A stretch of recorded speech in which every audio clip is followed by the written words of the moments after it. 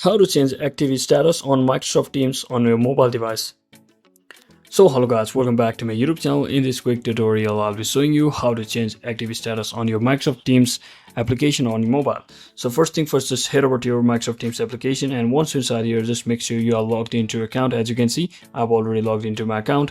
Now all you have to do is just tap on this top left corner, that is your profile icon, and here you should see there is option that is available option over here. So it's basically an status of your account, so whether you are available or busy, do not disturb mode.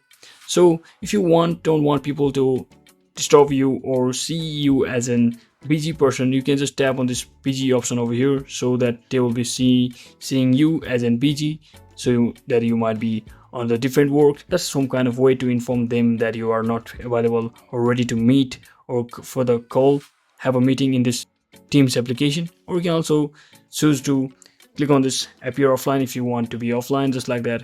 So that is exactly how you can easily change your activity status on Microsoft Teams on your mobile. So that's it for today guys. Thanks for watching. Don't forget to like and subscribe to the channel. See you on the next one.